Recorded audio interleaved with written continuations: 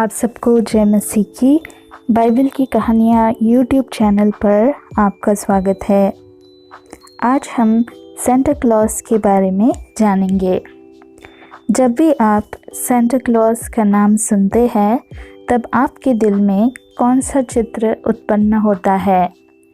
आधुनिक लोक कथाओं में एक मोटा सफ़ेद दाढ़ी वाला, लाल अनुकूल और हंसमुख बूढ़ा आदमी जो क्रिसमस के समय बच्चों को उपहार देता है।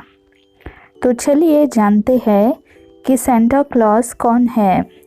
सेंटा क्लॉस का असली नाम है सेंट निकोलस। वह एक बिशप थे।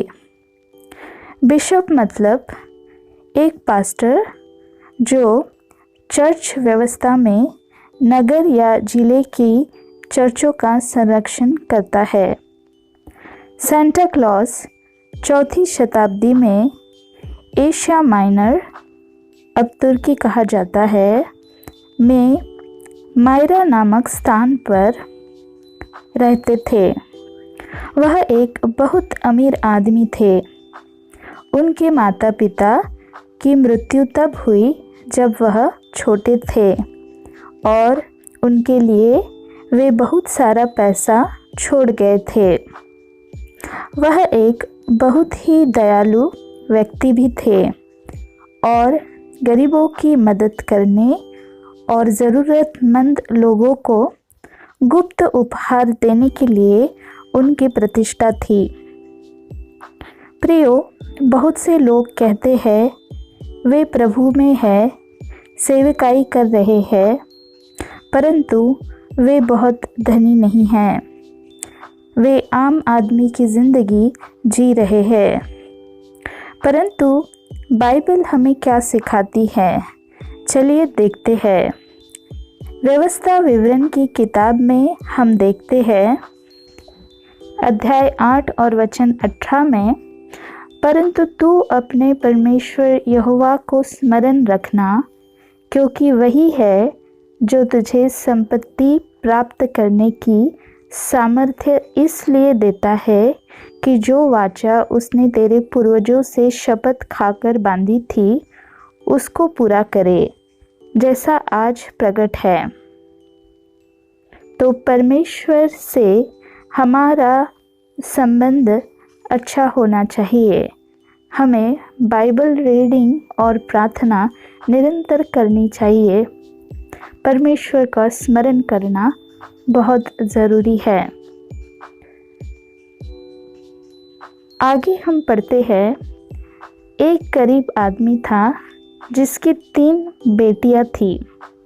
वह आदमी इतना गरीब था कि उसके पास दहेज देने के लिए पैसे नहीं थे। उस ज़माने में लड़की की सुरक्षा के लिए दहेज देना अनिवार्य था। अगर लड़की का पति मर जाता है तो उन पैसों का काम उसके भविष्य के लिए आता है। इसलिए उसकी बेटियों की शादी नहीं हो पा रही थी क्योंकि वो बहुत गरीब था। एक रात निकोलस ने चुपके से घर के चिमनी के नीचे एक सोने का तैला गिरा दिया। इसका मतलब था कि सबसे बड़ी बेटी तब शादी करने में सक्षम थी। बैग एक स्टॉकिंग में गिरा गया। इसके बाद में दूसरी बेटी की शादी के लिए भी इसी तरह की बैग सेंटा ने चिमनी से फेंक दी। अंत में उस व्यक्ति की खोज करने के लिए जिसने उसे पैसे दिए थे, पिता हर शाम चुपके से देखने लगा और आखिर निकोलस को सोने की थैली गिराते हुए पकड़ लिया। निकोलस ने उस आदमी से विनती की कि उसने जो कुछ किया है उसे किसी को न बताए, क्योंकि वह खुद पर ध्यान नहीं देना चाहता था।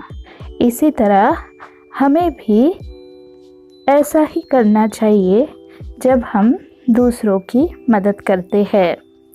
लेकिन जल्द ही खबर फैल गई और जब किसी को कोई गुप्त उपहार मिला तो यह सोचा गया कि शायद यह निकोलस की ओर से है।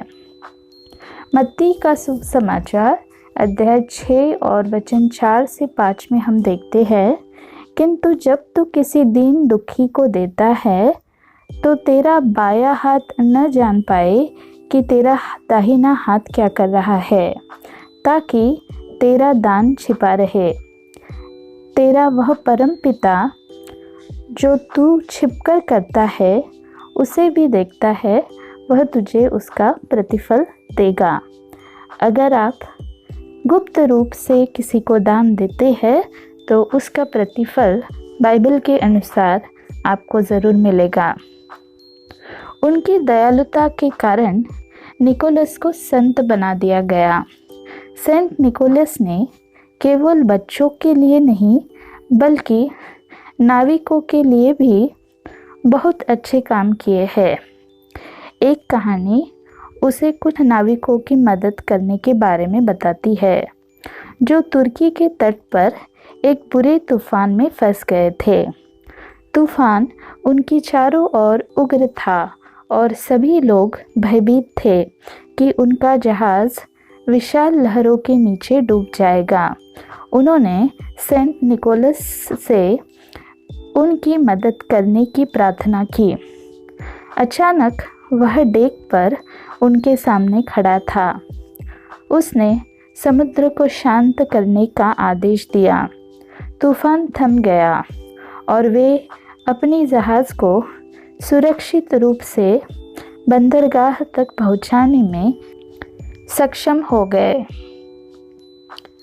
मरकुस की किताब अध्याय 4 और वचन 35 से आगे हम पढ़ते हैं। उस दिन जब शाम हुई, यीशु ने उनसे कहा, चलो उस पार चले। इसलिए वे भीड़ छोड़कर जैसे वह था वैसा ही उसे नाव पर साथ ले चले। उसके साथ और भी नावें थीं। एक तेज बवंडर उठा, लहरें नाव पर पछाड़े मार रही थी।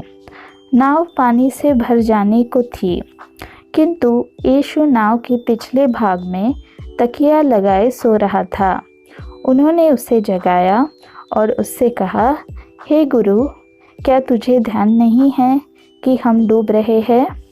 यीशु खड़ा हुआ, उसने हवा को डांटा और लहरों से कहा, शांत हो जाओ, थम जाओ। तभी बवंडर थम गया और चारों तरफ असीम शांति छा गई। फिर यीशु ने उनसे कहा, तुम डरते क्यों हो? क्या तुम्हें अब तक विश्वास नहीं है? किंतु वे बहुत डर गए थे।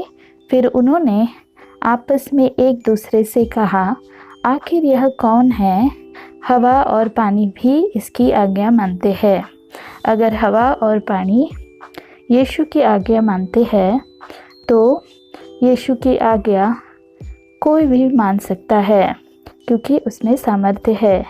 इसलिए आपकी ज़िंदगी में कोई भी तूफान आए, आपको डरना नहीं चाहिए, क्योंकि ये पृथ्वी उसके नियंत्रण में है। सेंटा क्लॉज जैसे बहुत से लोग ईश्वर से भेजे गए हैं जो लोगों की मदद करते हैं यीशु के नाम से। हमारा केंद्रित ध्यान सिर्फ यीशु की तरफ होना चाहिए, ना कि सेंटा क्लॉज की तरफ।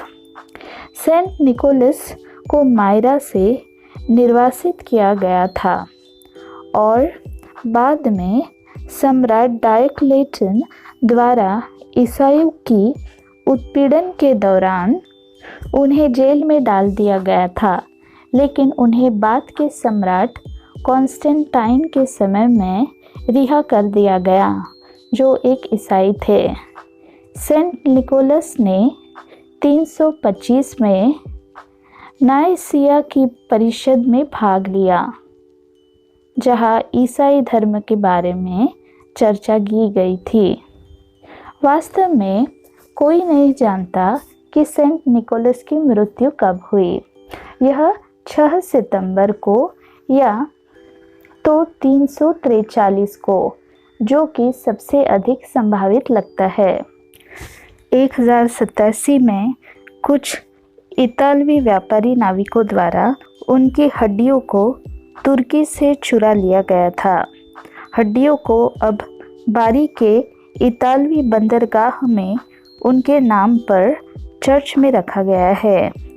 सेंट निकोलस दावत के दिन 6 दिसंबर पर बारी के नाविक अभी भी उनकी मूर्ति को कैथेड्रल से समुद्र तक ले जाते हैं ताकि वह पानी को आशीर्वाद दे सके और उन्हें पूरे वर्ष सुरक्षित यात्राएं प्रदान कर सके। 1066 में इंग्लैंड जाने से पहले विलियम द कॉन्कर ने सेंट निकोलस से प्रार्थना की कि उनकी विजय अच्छी हो। सेंट निकोलस कैसे सांता क्लॉज बने? अलग अलग रंग के आउटफिट में संता उत्तरी यूरोप में 16वीं शताब्दी में सुधार के बाद सेंट निकोलस के बारे में कहानियाँ और परंपराएं अलोकप्रिय हो गई। लेकिन किसी को क्रिसमस पर बच्चों को उपहार देना था, इसलिए यूके में विशेष रूप से इंग्लैंड में वह सेंट क्रिसमस, फादर क्रिसमस या ओल्ड मैन क्रिसमस बन गया, जो कि मध्य युग के दौरान कहानी नाटकों का एक पुराना चरित्र है। ब्रिटेन और उत्तरी यूरोप के कुछ हिस्सों, फ्रांस में तब उन्हें पेरे नोएल के नाम से जाना जाता था। कई देश, विशेष रूप से यूरोप में 6 सितंबर को सेंट निकोलस दिवस मानते हैं। नीदरलैंड और कुछ अन्य यूरोपीय देशों में 5 दिसंबर सेंट निकोलस को उपहारों से भरने के लिए मोजरी या जूते बाहर छोड़ देते हैं। उनका यह भी मानना है कि अगर वे सेंटा क्लॉस के घोड़े के लिए अपने जूतों में कुछ घास और गाजर छोड़ देंगे तो उनके लिए कुछ मिठाई बच जाएगी। सेंट निकोलस 18 के शतक में फिर से लोकप्रिय हो गए जब लेखकों, कवियों और कलाकारों ने पुरानी कहानियों को फिर से खोजा।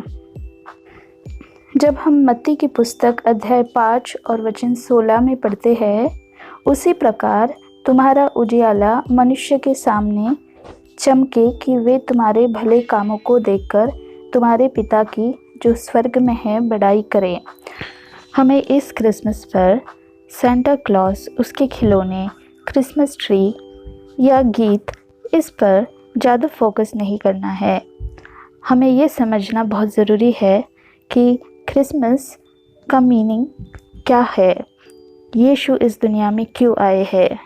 यीशु इस दुनिया में आए हैं ताकि वो हमें हमारे पापों से बचा सके और अनंत जीवन हमें प्रदान करे। सेंटा क्लॉस की तरह हम भी भले काम करते रहे और ईश्वर के नाम की महिमा होते रहे, यही उद्देश्य था इस कहानी के द्वारा। आशा करती हूँ इस कहानी का संक्षिप्त विवरण आपको मिला होगा। मिलते हैं एक नई कहानी के साथ, तब तक के लिए अपना ख्याल रखिए। आप सबको जय मसीह की।